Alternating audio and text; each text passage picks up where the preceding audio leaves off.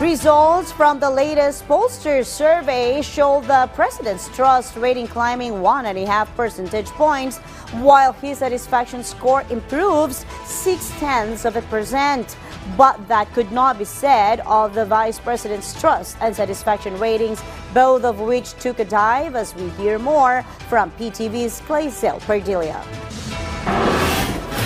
Trust in President Ferdinand R. Marcos Jr. continues to grow, according to the latest Tangera survey.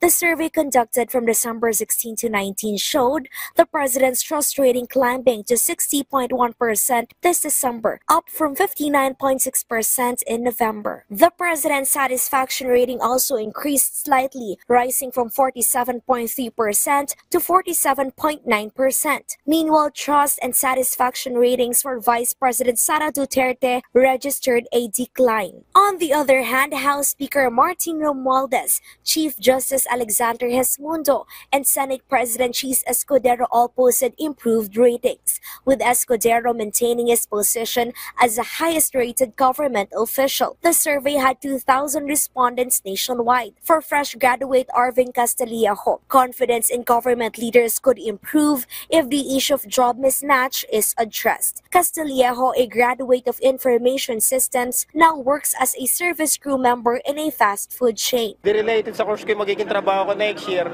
nakailan interview ko, pero kinuha ko na lang kasi marami kami mga candidates na naglalaban-laban sa trabaho. Kaya sana makakreate na maraming trabaho related dun sa course na mga tinatapos na mga estudyante. Meanwhile, some citizens share their Christmas wishes for the government. Sana bumaba ang bigas, taasan niya yung mga sweldo ng mga tao. Mawala ang mga street children. Sa pabahay.